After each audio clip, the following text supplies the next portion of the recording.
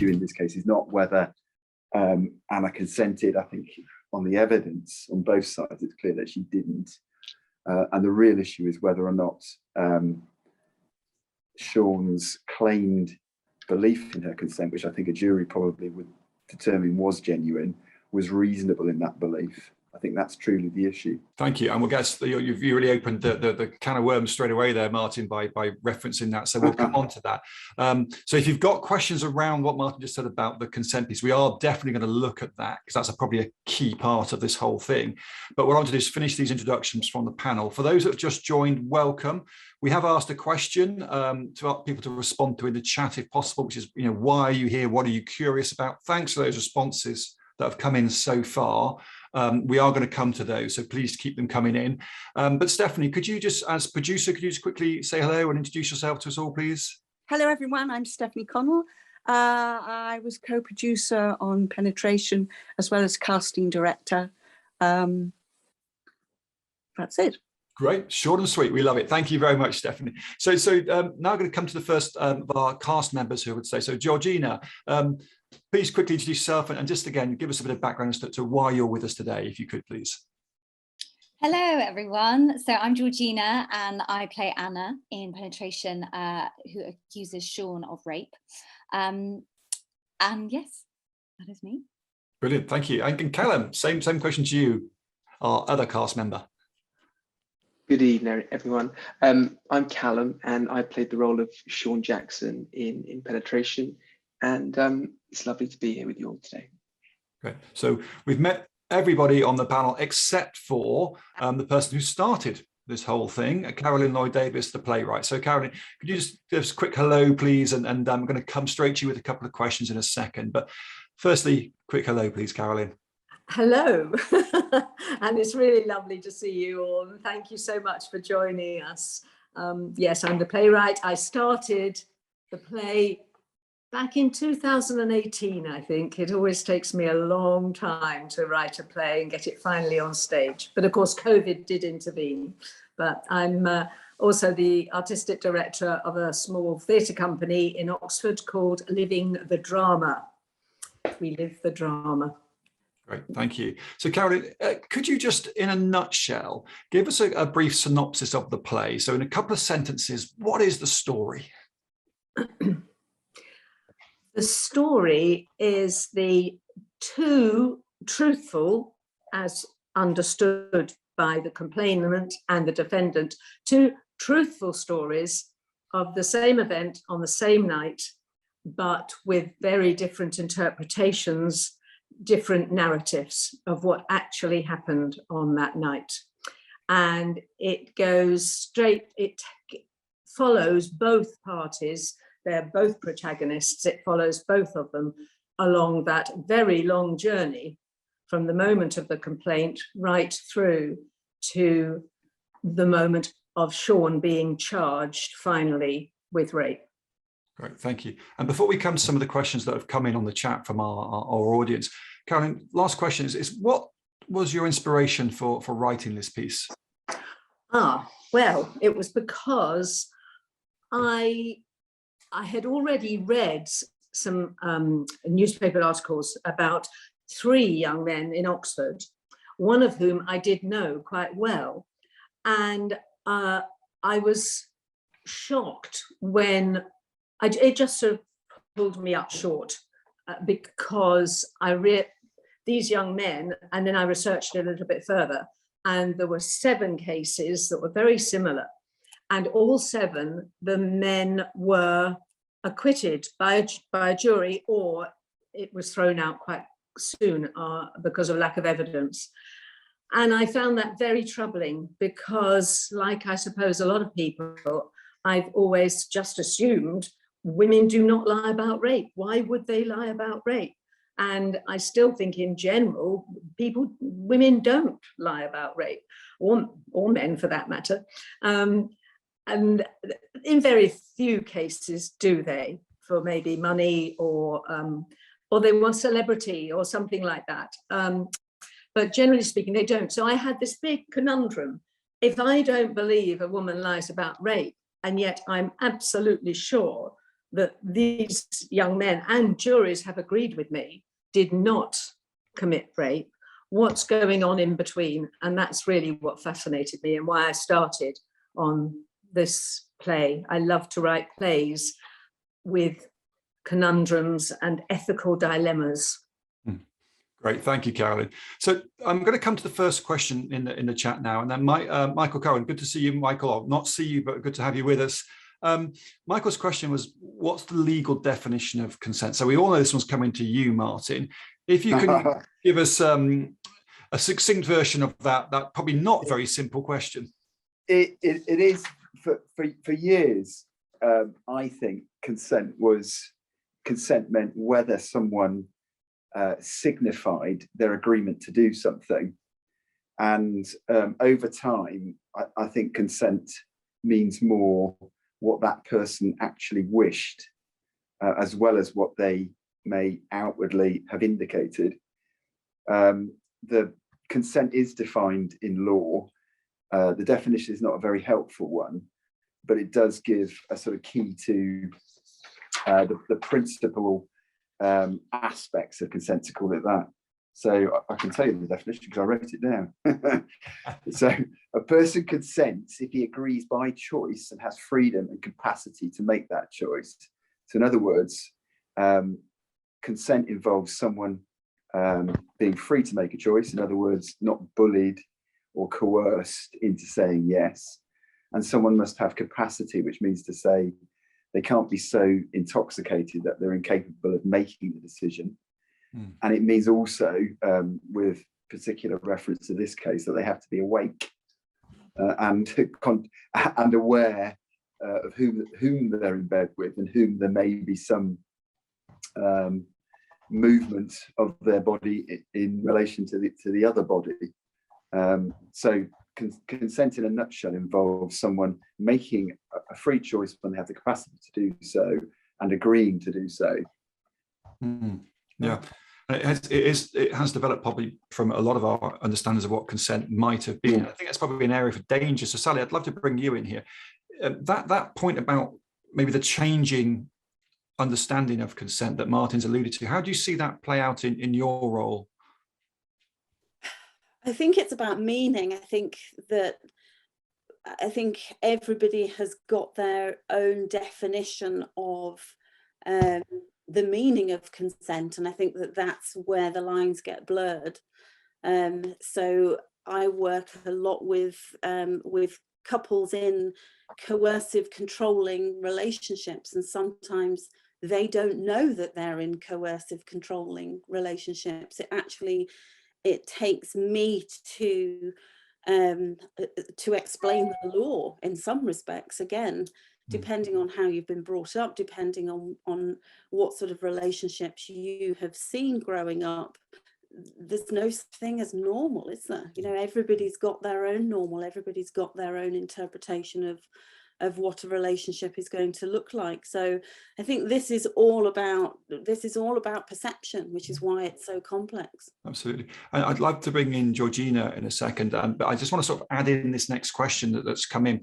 I'm going to skip over the one from John and Margaret about how to balance the relationship between men and women, because that might be slightly beyond the scope of our conversation today, maybe beyond the expertise of the panel. Who knows? It's an age-old question, that one, but we will come to it. I want to jump down to Pauline's question about, sorry, not Pauline, Teresa's question about really consent in the situation of the play. So perhaps, Georgina, could you sort of elaborate on that from your perspective? So when you were working on Anna, how did consent work in the context of the play for you? And then Callum, we'll check that question with you as well. But Georgina first. So I think when I was looking at Anna, I really wanted to tell the woman's story. And I really wanted to bring alive the process of acknowledging and coming to terms with the belief that she had been raped. I did a lot of research, and it's very common for victims to need time to process what's happened to them. So often you can put down a bad sexual experience as, you know, a bad sex or bad miscommunication. often because we're fed this stereotype of real rape, which is violent, which is at night, which is with a stranger. And when your bad sexual experience doesn't fit that blueprint, it makes it difficult to acknowledge something like that could happen to you. I also think you could think it's a terrifying thing to happen to you. You know, you never think something like that will happen to you, or the person who's involved as a friend, he couldn't possibly be a rapist. So I was looking a lot at this sort of idea of victim blaming. I mean, in a world, you know, the culture where the woman's often blamed for being too drunk.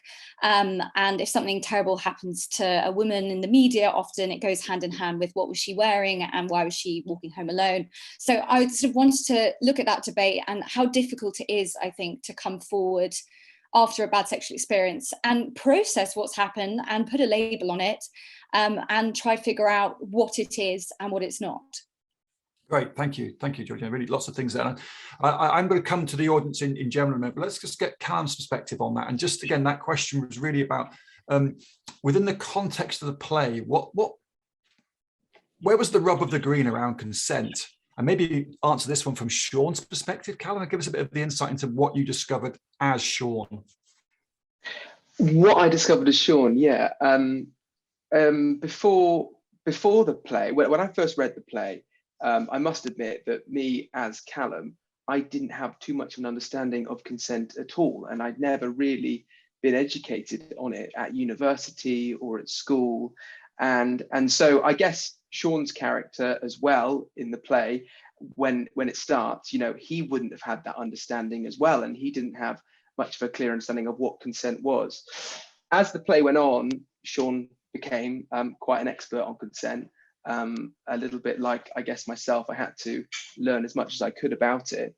And, you know, at first when it happened, I believed wholeheartedly as Sean that, you know, it was farcical that it could have been classed as rape. But I guess my knowledge as Sean in the play, as the play continued, you know, legally, it could well have been rape, and probably was legally, could have been classed as rape. However, sort of my own as Sean in the play, you know, I genuinely believed I had her non-verbal consent. And so I guess it was just through a process of sort of education throughout the play as Sean, the character.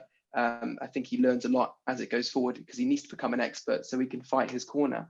And I think he had his own doubts throughout the play, I feel. You know, as Sean, I think he doubted himself at times, and I think some of his reactions and were as a result of, you know, small doubts coming in. And I think that that was probably, you know, what it would be like in real life for him. Yeah, I think you're right. So thank you very much, everybody. I just want to open everything out to the audience now. So this is an invitation. If anybody has a question, and let's keep it on this consent piece for a second, because we're going to widen it out when we come back to the content in the chat. So I haven't lost that. But has anybody got a question for anybody on the panel about this very particular piece around the consent in the play? If you have, give me a wave, either virtual or otherwise, or just put yourself off mute and speak up. We get a couple of people speaking at once. I'll just get the order sorted out. So has anyone got a question for anyone about this? Hello, I've got someone's wave. Avril and Peter. Avril, take yourself off mute and share your question. There we go, we can hear you. Hi. Yes. Hi. So just staying on consent. It's very strange that when the incident was happening, and they were in bed together, and Sean thought that he was in her defense. Oh, I thought you were James. I thought you were James. So how did that make it all right? She wasn't going to get consent from James, but she needed to she didn't need to give consent with James, but she wanted to get consent from Sean. So I sort of gave her away a bit that it hadn't been rape because she thought it was her partner who is.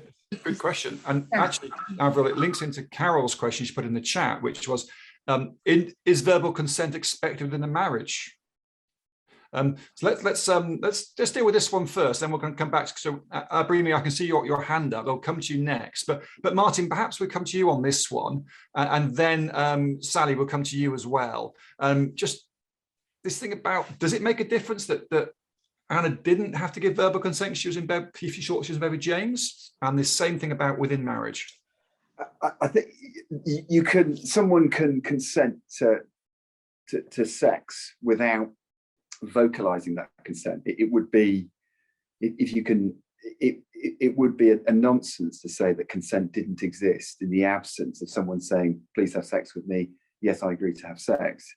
I think if one had to generalize, if two people are not well known to each other, if this is, as it were, their first or one of their first sexual experiences together, it is more important to be sure that one's assumptions about the non-verbal cues are correct.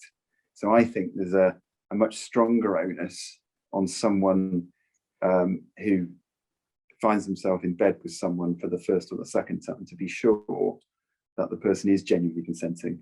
If someone's new to you, if they're a new acquaintance, someone you don't know well, you're much less well equipped to make a judgment about whether or not their behavior is consistent with consent as opposed to non-consent. When people in the play, Anna is advised, listen, in the absence, I think she's advised by a police officer and someone on the group chat, that unless she clearly vocalizes her consent, then consent doesn't exist. Well, that's just plain wrong in law to start. And I think what people really mean when they say consent doesn't exist unless it's vocalized is that someone shouldn't, the accused that is, shouldn't make an assumption about consent in the absence of someone saying no. I think that's what really it means. Once upon a time, judges would find no case to answer if a complainant in her evidence didn't answer the question, did you say no, with a clear answer, I said no. So judges would withdraw cases from juries in circumstances where no was not vocalized. And that, I think this play, which is based on a real life case, shows the significant shift. At once upon a time, absence of no, silence as it were, betoken consent. That's no longer the case, but it certainly isn't the law that the absence of a verbalized, vocalized yes please means that there isn't consent. Yeah, great. Thank you very much, Martin. There's so much stuff to dive into. But Sally, can I come to you now? Because I think possibly this focus on the relationship question from your perspective and your work. What are your thoughts on that? Well, I think it's even more complex in this case because, of course, alcohol is involved. So with alcohol being involved, again, how can somebody be really sure that they have, again, it's the memory, isn't it? And it's what's happening. You can give consent, but actually, do you mean it? It's very, very complex, isn't it? I've had cases of people who have been in relationships for a very long time and have been having sex, and it's been consensual. But why has it been consensual? Perhaps they've been frightened, or perhaps they've been scared, or perhaps they're worried about the consequences. So again, if we're looking at the sort of the real broad picture of consent, it's very, very complex within relationships. Yeah, I agree. Thank you. And I just want to swing around to you now, Carolyn. I believe it was Ian Graham. About your comment, the legalities may be important, but there's a humanizing issue. Ian, could you take yourself off mute and can you sort of vocalize that question for the playwright? So I want to get Carolyn's response to this. The human issue, legality to one side, the agonizing human issue here. Yeah, can you hear me? Yes, very clearly. Oh, thank you so much. This is Ian from Dublin, a long-time friend of Carolyn. We could agonize all night about the legalities of this, and it really, sometimes the law is an ass when it tries to legislate for things. But I was really struck by the pain that Anna and Sean experienced, because they were not aggressive people. They really wanted to get this right, and she had all sorts of self-doubts. And then he was almost, as you saw at the end, driven to suicide. And I just thought the power for me was not just debating legalities, but it was the personalities of the characters. I thought they were fabulous because they were imperfect people, but they were really struggling to do their best. Yeah, great, thank you. Caroline, your thoughts? Yeah, well, yes. Hello, Ian. It's something that really resonated with me when I was creating these characters, because although the play's inspired by 7 stories, I did make up quite a lot of it, and a little bit of literary license in it. But I was so struck because when I'm writing, I try to be the character. So when I was Anna and writing Sean, it is really painful for the process. And it's something that as a woman, I'd never thought of what happens to a man. And I was really very shocked when I realized that from the moment you are arrested for something like rape, your life changes. And for some people, almost forever, because with social media now, you type in any of those names and up it all comes. So from that moment of arrest, and it takes so long. I mean, typically all of those cases I researched, they were between 2 to 3 years before they actually came to trial. And for that time, that man's life is totally suspended. And in some situations, difficult for him to earn a living. Yeah. I mean, and for the woman in the same sort of way, in a different way, but she's going through all this doubt and is this right? Should I be doing this? And that's why at the end of the play, you know, Anna wants to see him because she doesn't. And yet, you know. So. Yeah. And Caroline, you've led me beautifully on to Christopher Taft's question, which was, Christopher, can you phrase this question? Maybe it's one for Martin, but I think it's interesting to get everyone on the panel to give a quick view on this. What's your question, Christopher, everybody? It was really what needs to change in law, if anything, as a result of what we see from this play. I was really interested in Caroline's explanation at the start about the 2 narratives being different. In actual fact, in many ways, they were also incredibly similar. It was almost a paper breadth between the 2. And it was that was going to, the law has to deal with. How on earth does the law try and legislate for that type of thing? Yes, this is an obvious one for Martin, but I'm going to come to you last, Martin. It's okay. I'm going to go to Callum if I can first, because I think this is something we discussed, I know, a lot in the rehearsal room, and then Georgina will come to you. You know, how was Sean let down by the law? What did you find, Callum, on that journey with him? I think what my thoughts on this would be that I guess there's no sort of degrees of rape, and I guess like rape is rape. And I think with this case, you know, like with murder, there's lots of degrees of murder, and with this, it's either rape or it wasn't, and it's 5 years minimum on the sex offenders register indefinitely. And so I guess it could be interesting to see if there could be law changes in terms of, you know, degrees of rape, and that could be brought into the considerations potentially. But yeah, I guess that's what I've got to say on the law aspect of things. Thank you. And Georgina, same question to you. Did you find anything where the law could be improved possibly? I think for me, I don't feel I can speak on the law.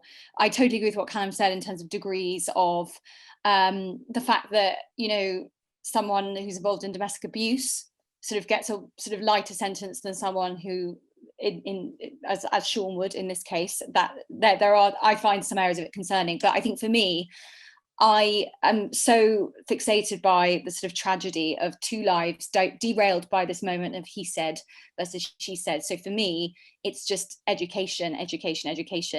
We need to just be educating. That's why this play is so important. That's why this panel is so wonderful, to be talking about these things, about affirmative consent, not assuming consent, moving from a no means no to a yes means yes, i.e. silence is not consent. And so, yeah, I just think education is key. Yeah, it's quite shocking, wasn't it, Georgina? Because I know we looked at this a lot. So can you just tell me, when Martin explained that thing, back in the past, where if a no wasn't vocalized, the case would be thrown out. What was your response to that, Georgina, when you heard that?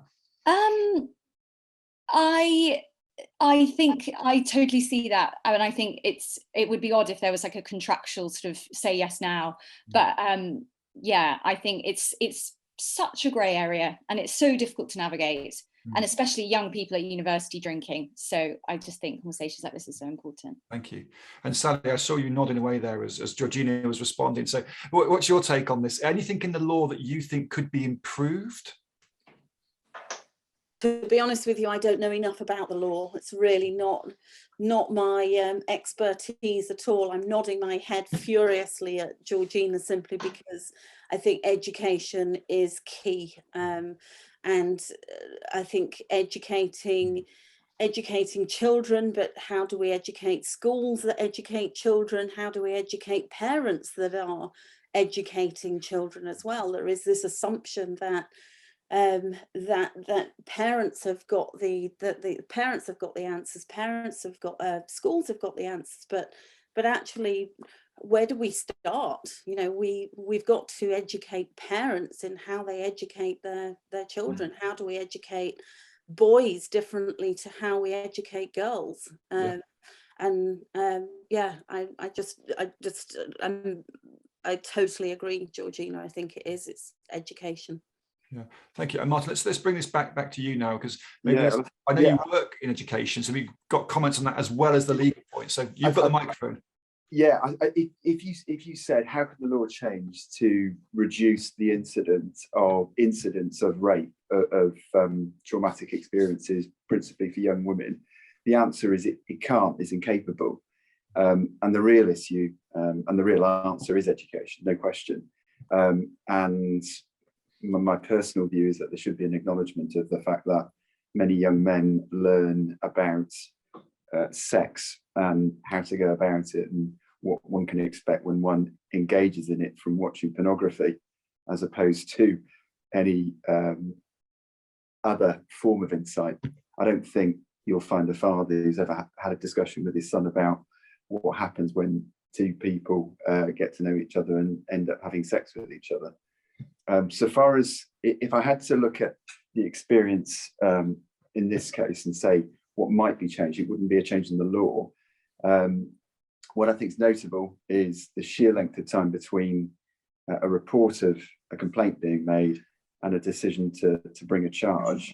Now, in this particular case, if it is based on a real life situation, it didn't involve the usual problems, namely the decision of a prosecutor that it's necessary to interrogate both parties' electronic devices to see if there's any material on it which tends to either prove or disprove the allegation. So the fact that it took so long is a consequence, certainly in this case, on the lack of resources in particular in prosecuting people who are able to make decisions on charge. What happens, generally speaking, is that when the police refer evidence to the Crown Prosecution Service for a decision on charge, they won't get a response within 6 months. The response they likely get is that some further work is required before they can make a decision. The reason for that is a lack of resources, no question. And what I always find continually surprising is that when people talk about this impossible delays which affect the lives of both parties, no one says clearly that's because there simply aren't, that the amount of money which is resourcing the Crown Prosecution Service has been slashed by somewhere between a quarter and a third, and don't expect to get efficient prosecuting decisions if you do that. The other thing I found striking about Sean's experience was that when he was in a situation where he was asked for his account, where he had an account to give, the advice he got was to say nothing. Now that wasn't in his best interests, and I reflect that the reason why that advice was given was influenced to some extent by the determination of the solicitor not to spend too much time on the case. And again, that is in part a consequence of the way defence lawyers are paid. That the person who advised Sean, if they advised him at Abingdon Police Station, my local police station, and they were paid from legal aid, would be paid about £200, no more.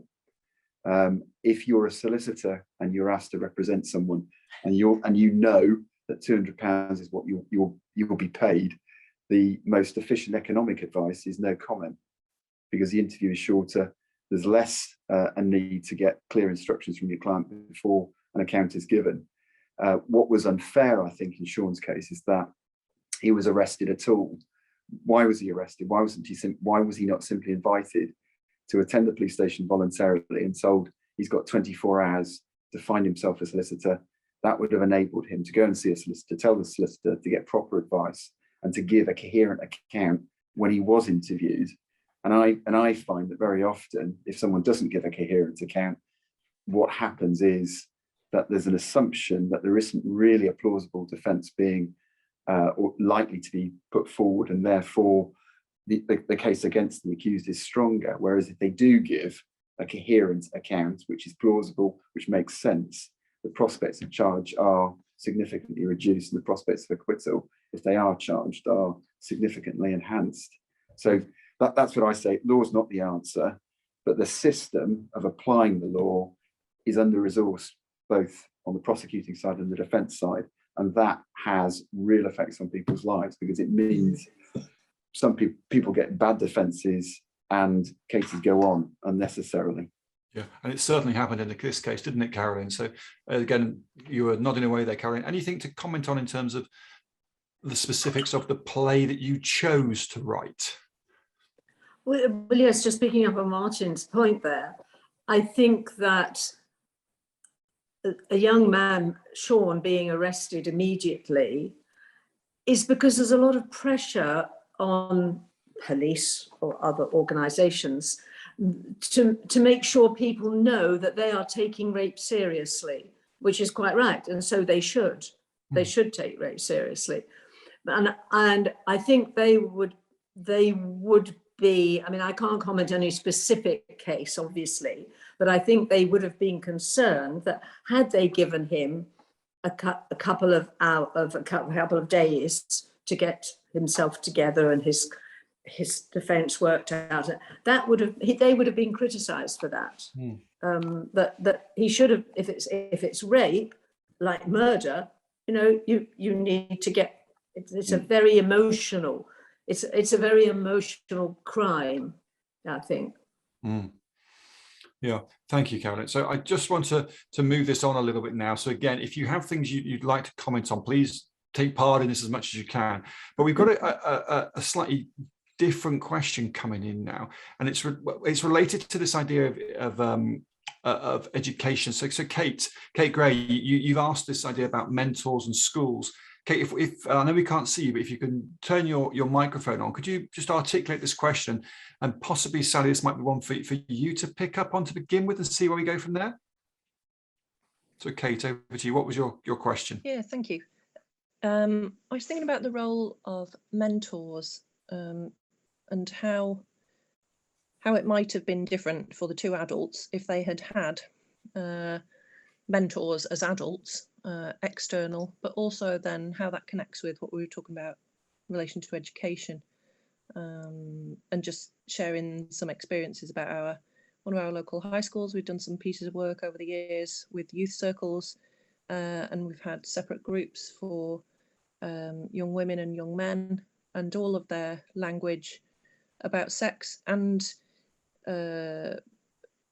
about relationships, almost non-existent, was learnt from porn, 12, 13, 14-year-olds. I just wondered, about what you thought about those, particularly in relation to if it, in the imagination, if you think that would have made a substantial outcome in some way.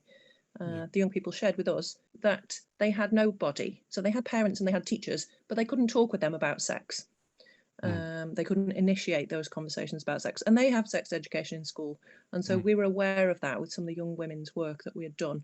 So we just started the conversation. We invited people to come off-site into our church and community building and have non-moralistic conversations that were genuinely open, using all sorts of language that was not porn-based language. And that was all new for them, but about the role of mentor in education. Yeah, it's quite frightening, the role that pornography seems to be playing, and Martin's alluded to it. But Sally, let's come to you first for your thoughts, and then maybe Callum, Georgina, if you've got a perspective on this. No offence to anybody, but I'm looking around the gallery that I can see. We may have a slight different generational perspective from Callum and Georgina than the average group we've got here. So it might be interesting to see how that played out in your experiences. But Sally, first, your response to Kate's question. I think it's changing. I think there's still a very, very long way to go in terms of the resources that we've got in schools for children. I think it's starting to happen. I was a school counsellor for a couple of years in a big comprehensive in Oxford, and I think there are increasingly spaces and groups that children can now have access to. But I agree, I think that there's still a long way to go, and again, that's about money and it's about resources. I think it's interesting that we're talking about sex and the idea that children are being educated from porn, but we kind of need to go further, don't we? And we need to be looking at relationships. You know, as a relationship therapist, what part does sex play in a relationship?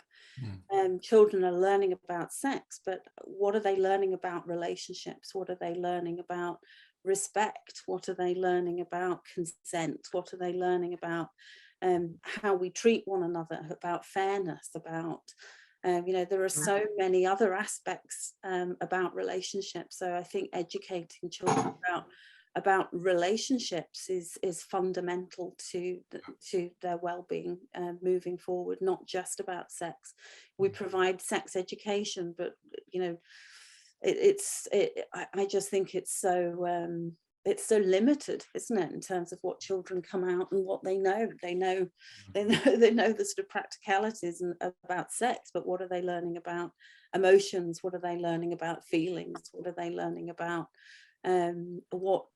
what respectful relationships look like? Because they're not always mirrored. If you look at a lot of children's families, they've not got they've not got those relationships to look at or to have as role models. Yeah, so thank you, Sally. Georgina, just anything to add to that from your perspective, and then Callum, same question to you in a second. Yes, I think I wanted to talk about the Facebook group, which in the play Anna goes and talks to other rape survivors, rape victims, to try and sort of piece together her experience and figure out what to do. And there was a lot of discussion and rehearsal of kind of what we should do with these scenes. But we kind of took the path that, Sean had his mum to talk to. Anna had her boyfriend who was very controlling, and really as soon as she told him that this had happened to her, basically just was concerned about how this would affect him. So we really wanted to create a safe space where she felt empowered to talk and open up about this. So yeah, going back to the point of mentors, I think it's so important. And I think if we had maybe presented that as more of like a forceful space, that would have been a very different decision. So we wanted to create that kind of empowered space where she actually could talk to someone about it, because there weren't really many opportunities for her to do that with her boyfriend, and she didn't have that family base that like Sean had in the play. Yeah. Thank you. And Callum, anything to add to this debate about the role of pornography, social media, any of these pieces about the education? Yes, I think firstly, in terms of like a safe space, I think it's really important that there is a space that we can have a conversation about this without being judged. And I think that, people are really afraid. I know my friends were really afraid of talking about this topic because they didn't want anything to erupt, and it's such a sensitive topic. So I just think we should be more open and be able to talk about this subject better.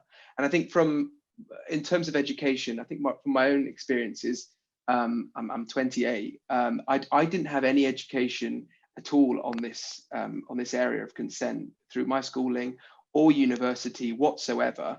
And the first proper education I had was reading this play in 2018 and learning about this. And I think that what was interesting was a lot of my female friends who were in their late 20s, they had a lot more of understanding about this than my male friends who came to see the play, and sort of were really taken back by it. So, and didn't have too much of understanding about it. So I think there should be a bigger education as well at university, and obviously at schooling starting back then. But I think it was just interesting to see that balance between the education that the females had over sort of the males. But yeah, that's what I would say. Thank you. Thank you, Callum. And Martin, you were saying that one of the things that you're doing more and more now is education. Tell us a bit about the key messages you try and land. What do you want people to know when you leave? What do you want them to remember? In terms of their understanding of the law? In terms of the human piece, maybe. What if it's tell us a bit about who you educate? It's college students, I believe. If I reflected on this, certainly the college so Anna and Sean's situation is very familiar in terms of their level of education, for instance, a level of sophistication. They are typical of Oxford undergraduates,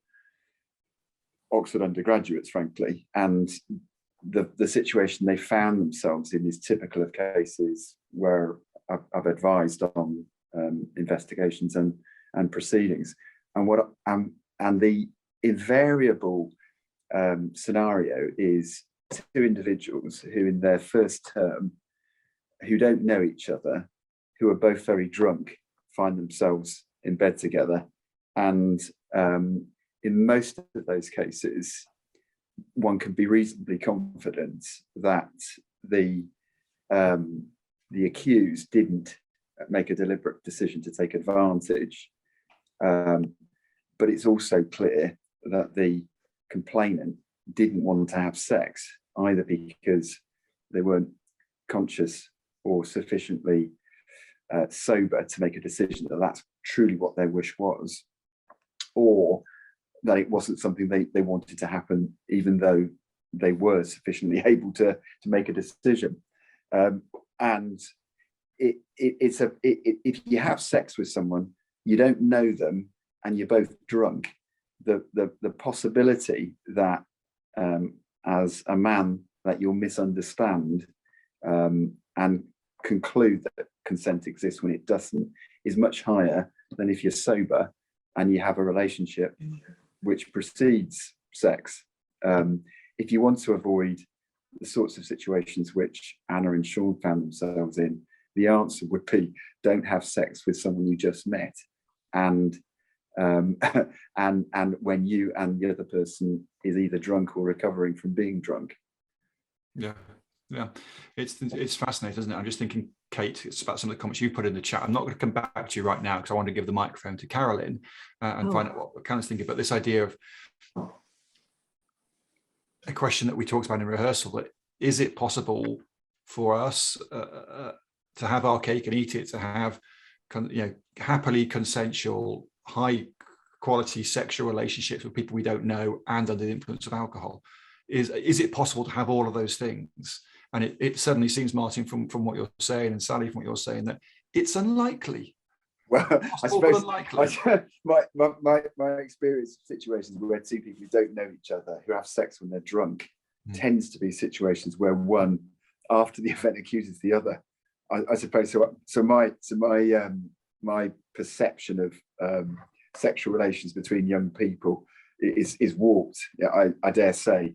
But I would say, if you're asking me how I would advise, I don't know, a young man who was going to university and who wasn't sexually experienced particularly, I would say don't have sex with someone you don't know at all. Sex in the context of a relationship is far less likely to result in someone having a bad experience.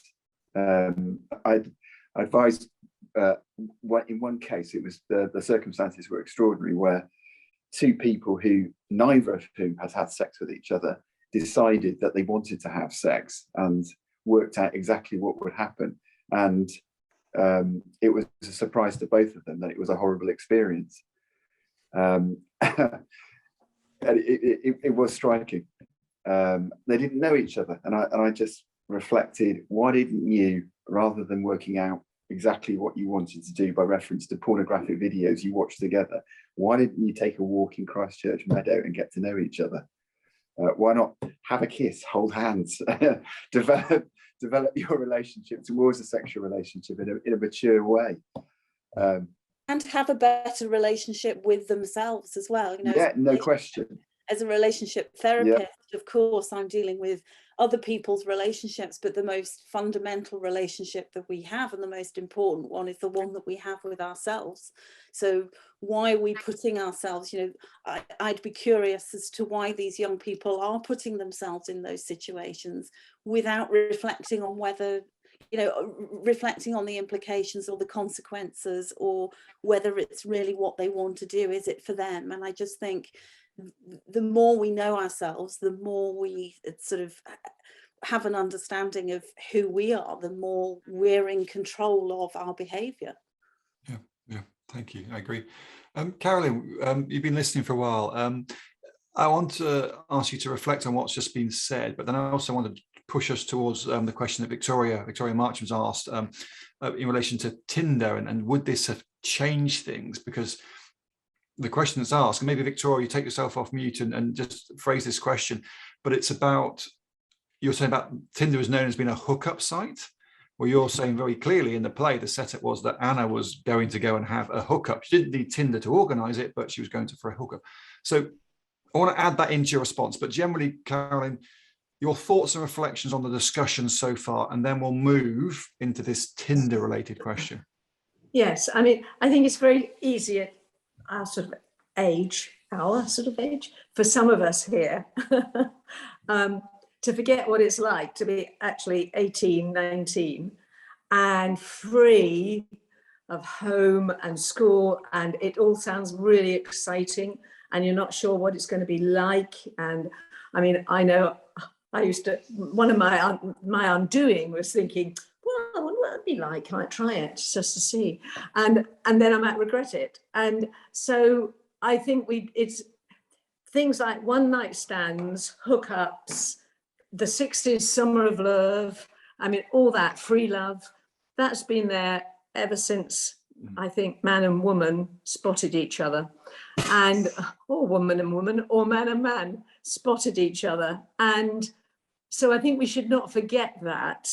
But I absolutely agree that in terms of education, guidance, mentoring, you know that actually not knowing someone is very dangerous apart from anything else, because if you enter into an intimate sexual relationship with someone and you don't know them, it could be quite dangerous, and it could be dangerous either physically, or it could be dangerous from STDs and all sorts of things. So I think it's that mentoring idea that Kate was talking about originally, which is so essential. And you don't need to have sex straight away. You're absolutely right, Martin. And just I think most of us would think, in the cold light of day, not being totally drunk and actually really loving somebody tends to make much better sex. Yeah. But you need to find that out for yourself, maybe, sadly. Yeah. Maybe. So thank you, Karen. Victoria, could you take yourself off mute? Just hi. Hello. Give us this Tinder perspective, if you could, please. I've not been on Tinder myself. I can't speak from experience. I wasn't saying you were. I was saying, but from what I gather, but from what I gather, I think Martin said that in the eyes of the law, you know, the first time that people kind of go on a date and they have sex, it'd be more likely to be seen as non-consensual. But I suppose with this kind of culture of Tinder and sort of these one-night hookups, would that make a difference? And have you sort of seen that play out in reality? And I guess another point that I suppose I had is that, I mean, I've got a teenage son, but he's quite young still, but I have friends with sort of slightly older teenagers. And I think it's sort of that culture of what is expected is so different from when we were younger. And I think a lot of girls, I mean, and guys, are influenced by porn, and what they are expecting to do is very different than what, we would have been thinking when we were that age. And I think a lot of these girls probably think that they should be doing these things, and they kind of almost want to do it as a rite of passage, but actually they don't really want to do it. So I feel like there's a lot of confusion, so when these girls are going into these kind of situations as to what they really want. So again, that's a bit of a jumble, but I suppose in terms of the eyes of the law, Martin, have you seen this play out recently? I've always, I reflect that young people's, if they have a sexual encounter with someone, the chances are that started when each made a decision by swiping one way or the other, that there was a match between them, and they went straight from being complete strangers to a date, and with the expectation on one side or the other that there would be sex at the end of it. Different from the time-honoured means of meeting someone, which invariably was in the workplace or in the course of an evening out, a bit more like Sean and Anna's experience. I don't. The other thing that's that I haven't personally had professional experience of, but which clearly is a phenomenon which exists, is that there are predatory men who will use Tinder to find women whom they have clear ideas about having sex with, irrespective of the woman's wishes. So Tinder is, I think, does have significant, there are significant hazards to meeting someone on Tinder which don't exist if the decision about whether or not to go on a date with someone starts when there's some conversation in the natural course of everyday life, which leads up to, do you want to go for a drink? There's an introduction, isn't there, rather than straight to date, where the moment you're there, there's an expectation, isn't there? Will this turn into something meaningful? Will I end up ultimately sleeping with this person? Yeah. I don't know the motivations of people who go on Tinder, but I suspect that is one of the primary motives, to find someone to have sex with. Yeah, maybe. Well, people say that. Yeah. So Sally, just any comments from your perspective in terms of that, and then we'll check in again with Callum and Georgina. I just wonder, Sally, if you or John has a comment, because I can see him behind you there. I just think it's really important to remember that there are lots of things that influence the decision to have sex. There's peer pressure, there's self-esteem, there's emotional bullying, and all these things have got to be taken into consideration. And that's why consent is again, I repeat, it's so complex. Yeah. Thank you, Callum. You've been listening and no doubt reflecting and thinking. Anything to add to this conversation, particularly in the light of the last couple of exchanges? In terms of the motivations of Tinder, I've recently downloaded Tinder, and I haven't been dating for a good best part of a year now. So I thought I'd download a couple of the apps and explore some dating options, which has been quite fun actually. And my housemates both use the apps as well. You sort of say what you're looking for on there. So some people say that they're just looking for relationships. Some people say they're looking for dating, or and then some people say they're looking for hookups. So you sort of state your case, I guess, when you're having conversations with people on there. And yeah, I think it's part of the modern day now, especially during COVID. I know that there was a big uptake in sort of the dating apps during COVID, because people couldn't see each other. So people were going onto their phones and using the apps.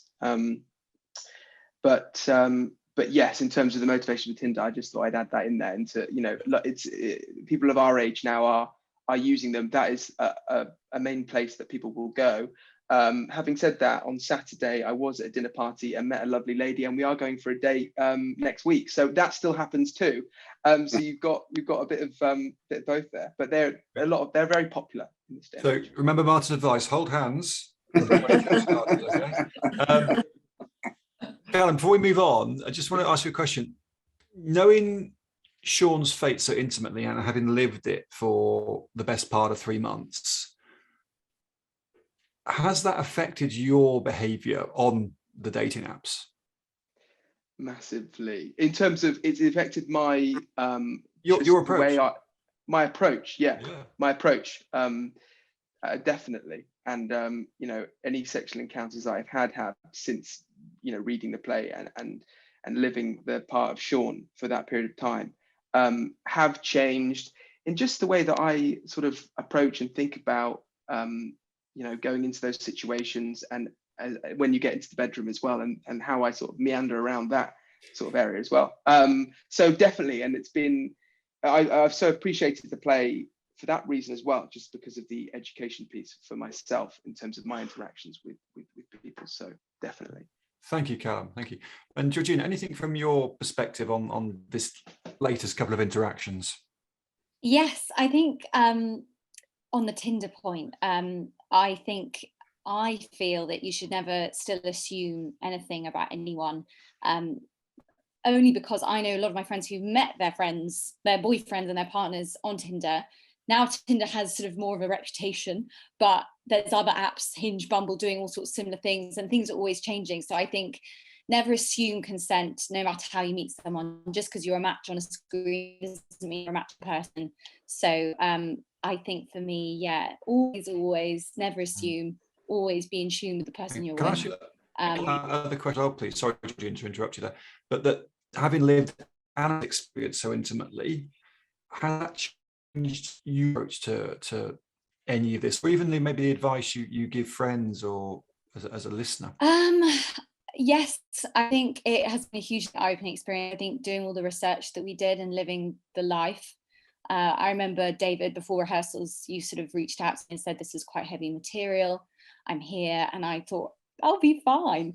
But it was quite heavy material. And I carried that around. I've always been quite passionate on the subject anyway. I think just as a young woman in my mid to late 20s, I feel a lot, my friends feel very passionate about it. I feel very passionately, but I do think it has given me a huge amount of empathy, and it's been a very powerful experience that I will probably never, ever forget, carrying Anna's and telling Anna's story. Thank you. I just want to come straight to Marjorie, because Marjorie, Marjorie Stevenson, you've had your hand up for a little bit now. So thank you for putting your hand up. Oh, you just gone up. But very politely to do that. Wonderful. You have the microphone. Or you've just suddenly gone on mute. I don't know what happened there. You weren't on mute and now you are. Marjorie, you're on mute. We can't hear you. I'm sorry, Marjorie. We can't hear you. You're on mute. Oh, there we go. Right. Oh, you're right. back. Yes. Can you hear me? Yes, we can now. Thank you.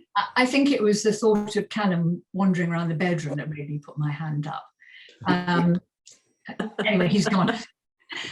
No, I just want to say that this is before I actually make another comment, I just want to say how impactful it was to see the play on my pad here today before this discussion. I thought it came over brilliantly. So well done to you, David, and all the work you've done with the cast. It was really lovely. And also to you, Carolyn, for the way you've researched it.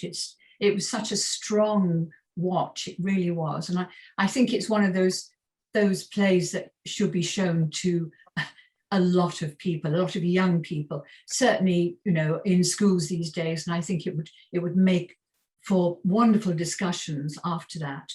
But what I was really going to say before then was, I think it's a generation thing, the way I feel about this particular comment and this particular problem is that, could Anna have walked away from the situation that morning and not thought about it anymore. She was angry with herself that she allowed it to happen, having made this kind of pact with James. And so she was cross with herself. And the way she manifested her anger was to talk about it. And in talking about it, it then brought all sorts of problems on her doorstep that she had to face. And I just wondered, Carolyn, was that something in your mind when you were deciding how to move on from that particular morning when they woke up and thought, oh, God, what have I done? What am I doing? Yes, I think to some extent, her talking about it to a specific group of women who had suffered rape themselves solidified in her own mind that it was definitely rape. But whereas, that's what I found difficult to accept. When does sleepy, slightly drunken sex become rape? Yes. Well, it's a huge gap, isn't it? And a huge. There is, and I was going to say that had she talked to a group of people or a mentor, I keep coming back to that, yeah, or some mentor or somebody who could actually listen to her and listen to her thoughts and what she was really thinking about, maybe she would have made a different decision. But I think in her own mind, I mean, she also had this horrible controlling boyfriend, and she didn't want to tell him that she was having sex with the one person he basically didn't want her to have sex with. So there were all sorts of other, she had other, I was going to say impetus to make her say, or persuade her, because I don't think she was making it up in her mind, but all of us, especially with, we can sometimes change the narrative. And I think she genuinely believes what she said. She was telling the truth. And Georgina, can we come to you on that point as well? Because I know this is a topic we spoke about and variations of this topic many times. What are your responses to Marjorie's thing? Could you have walked away? Could Anna have walked away? I think every person, because of their lived experience, will have a different reaction to what happened to her. And I think something we talked a lot about in rehearsals is, sort of the process of coming forward and how difficult that was. I guess she could have walked away, but in that moment, with these trials, which are the most common type of rape trials, I think that's right, Martin. I don't know if that is right. You might have to confirm that. It is a he said, she said. Only they are there in the moment. And that moment is the most crucial moment. I don't think if she knew what was going to happen to her life as well, maybe she wouldn't have done it. Maybe she wouldn't have taken that leap, as so many women don't, as so many women have been silent for so long and not come forward of terrible things that have happened to them because it's the easier option. But I think she did, and the wonderful play looks at what then happens, which is the part we don't often see, because I think a lot of things go on and they are just left. And let's bring that in, because you've talked about this idea of it being people being silent for so many generations. And again, I'm referencing this, everybody, because it's these are topics we spoke about day in, day out for months with the cast and years with Carolyn as Carolyn was developing the play. And it's actually it brings to light that Margaret Comer, your comment about has Me Too influenced this at all? So Carol, let's get your view on that, and then maybe Martin, I'll come to you as well about this idea about does the walk away change the fact that rape was committed? Let's assume for a second it was, because there might be people with different opinions about was it rape or was it not. Let's assume for a second it was. Does the fact that Anna doesn't report it change the fact from a legal point of view? But let's first go to Carolyn on Me Too, and then Martin, we'll come to you, okay? Yes, I don't know whether this is a controversial thing to say, and I'd be interested to know what the younger people who are listening in and taking part think. But I think women are much more empowered now to be able to call it out and to be able to say, no, the whole Me Too movement, and reclaim the streets and the vigils. Now, whether things actually do change, let's hope they do. But I feel that women are far more empowered we never even thought of being empowered. I saw the news today and all these statistics about the number of women who've been groped or the number of women who've had a flasher or whatever. And I thought, what? That was just normal living in the 60s, 70s, 80s. And yes, you didn't put up with it but it was just seen as part of life. Whereas nowadays, absolutely right, it's not part of life. It does not need to mean that you are anxious about somebody groping you, and I just hope, I don't know, would you say, the younger people on this this forum, would you say that women are more empowered now? I hope they feel they are. Certainly are. I think, Sally, what do you think? Are people more empowered? A quick one. You're still Sorry, do I think people are more empowered? Yeah.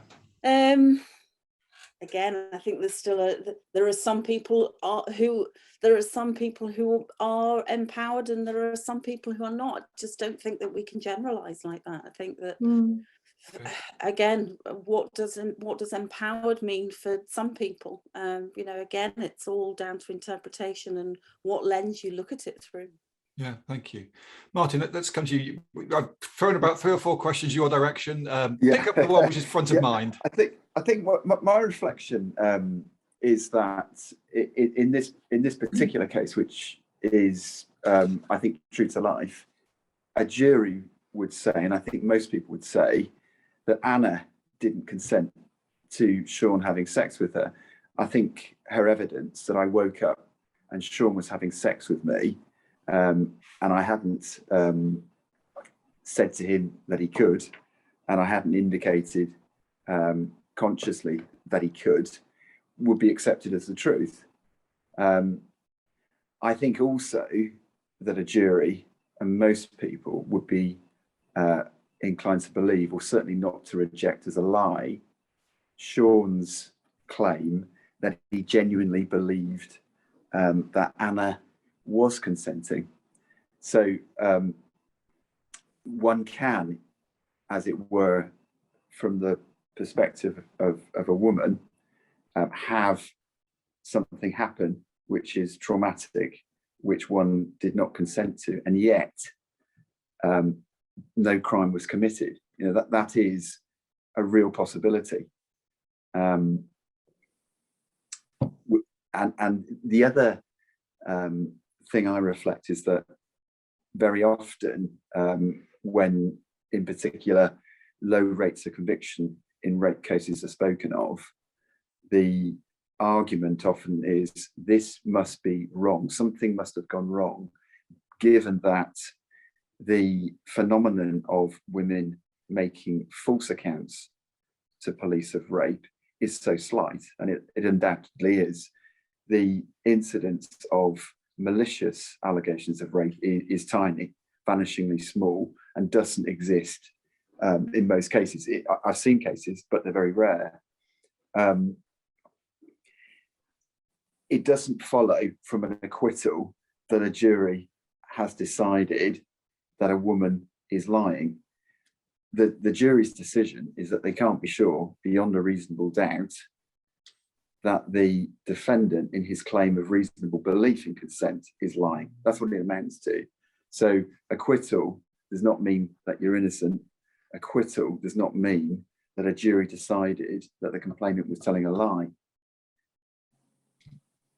Fascinating. Carolyn, your hand is up. Yes, I just want, in Sean's defence, I just wanted to say that as soon as as Anna said stop, he stopped. As soon as he knew he did not have her consent, he stopped. So I would have thought that made a difference. Interestingly, I'm just going to throw a thought in here for everybody. In my thinking about this play, directing it and talking to the cast and friends as well, Carolyn's made a counterpoint that Sean did indeed, in the story that's told, stop as soon as Anna asked him to. However, 3-4 hours previously, when they just hooked up before they went to bed, she made it very clear she did not want to have sex with him, penetrative sex. And he hadn't then, to Martin's points earlier, sought verbal consent because they didn't know each other very well. So that is a valid point, Caroline, and there's another valid point. Georgina, any comments on that particular to and fro? I think you summed it up perfectly, which is that there will be two perspectives to everything. I mean, from my perspective and my life experience, I would say if you say no the night before, I don't think that would change in the morning. So it would be good to get consent in the morning. But I obviously, I'm telling the story, I'm trying to tell the story of the woman. So that was what I was trying to do through Anna. Yeah. That will be a different side to the story. Sure, sure. Sally, any thoughts from you on this one? Oh, you're on mute again, Sally. You'd think we'd all be used to this by now, but no. I just think it's fascinating how it's systemic, isn't it? I think just talking about it makes me realise just how many people's lives this affects. It is systemic. It's not just the complainant. It's not just the defendant. It's the mother. It's, you know, it's so many people that this affects. Yeah, and it probably comes back to that point that was made by Ian earlier about the human agony of this whole situation. Yeah. I want to completely change tack now because a question came in ages ago from Abiyami, which we haven't actually looked at yet, which was about the different rules for men and women. And you've also brought in a cultural perspective here. So can you take the microphone? And if I've pronounced your name incorrectly, I do apologize. But Abiyami, you've got the microphone. What's your thoughts, your question? So I come from India and I moved to the UK about 5 years ago, and I've known Caroline for about a couple of years now. So for me, this play was quite eye-opening in the sense because I grew up in a completely different culture where we did not talk about sex. I have never spoken about sex with my parents, and very rarely with my friends. The topic is sort of a taboo. And coming to Oxford, I also did not talk to any of my colleagues or friends about sex. But then when I actually read this play and when it was brought to my attention that young people have this hookup culture and things like that, it was quite shocking. And what struck me in this play, and I don't know, well, what struck me in this play is that when the woman complained, it was immediately she was given the support and treated well and everything. In India, when a woman goes and complains about rape, it's very much in the newspapers, and it does happen that she's often accused of being immoral, or, you know, you should have behaved properly, you should have dressed properly, and you shouldn't have led him on. So it was a very stark contrast. But again, in this particular situation, in this particular play, this is my own opinion and own judgment. It seems like the man did have reasonable consent as is required by the law, and they were both drunk. So why is it that the man is expected, even when he's intoxicated, to ask for consent, but the woman is incapable of giving consent when she's intoxicated? So why is that distinction, this discrepancy that arises? So these are so many questions that came up, and yeah, it's very interesting, and I'd quite like to understand what are the older people's thoughts, educated people. Thank you very much. So if I've understood that question correctly, and maybe Martin, I'll throw this one to you first, is why should the man seek verbal consent? Now, if I've got that wrong, please correct me, but I think that's what I heard there. Well, I suppose in Sean's case, was there an onus on him to be sure by, and the most obvious way of being sure is to ask the question. And Anna's point, which she makes in the play, which she's just articulated now, is that she made plain that her agreement to go to bed with Sean depended upon his agreement that penetration was out of the question. And she made that clear. And when the following morning they discussed what had happened, he understood that. He understood that that was the deal, albeit where someone tells you in no uncertain terms at a time when both are intoxicated, as a matter of fact, that penetration is off the menu, so to speak, then 4 or 5 hours later, when he is less intoxicated, when probably their state is one of being hungover rather than intoxicated, and thus far better able to make decisions about what the other person wants. His belief that the movement of her body towards his means that she's changed her mind isn't reasonable. I think his belief was genuine, but I think judged against the background of what she made clear at a time when she was, as a matter of fact, intoxicated, his belief that she changed her mind and that the movement of someone's body, of someone who is half awake, signifies a change of mind. But that isn't a reasonably based belief in consent. No, absolutely. Thank you very much, Martin. And I'm conscious of A, time, but B, also trying to bring this to some kind of conclusion. And one thing that strikes me is in some ways that the cyclical nature of the conversation that we've had just in the last 85 minutes, that we've answered the same things and the themes come back in again. And that was very much a theme that came out in the telling of the play, is how much these people's lives were on loop, going through the events of that night again and again. And I guess, Martin, that plays out with your clients, that they are stuck in time partly because of these things, which again leads me back in terms of concluding thoughts to Georgina. You said it so articulately, education. Sally, you were absolutely on that. Kate, you talked about it. How do we as a society have better conversations? How do we counter the negative, destructive effects of pornography? How do we make sure that social media's influence is healthy as opposed to harmful? These are the questions I think that the play raises. And Carolyn, maybe the final word should go to you. As a playwright, someone who tells stories professionally, what do you hope the legacy of the play is? Oh, I think it's the power of drama to see ourselves as we truly are, the flawed human beings that we are. And at root, most human beings want to be good, do the right thing, but we're so flawed. But I think it is the power of drama. What I hope is the power of drama highlights all these issues we've been talking about. Yeah, I'd agree. And in terms of, if there is a next step, if there is a part of this, if you are involved in education in any way, if you are passionate about this topic, please do talk to Caroline, to Stephanie, to myself, to Cheryl.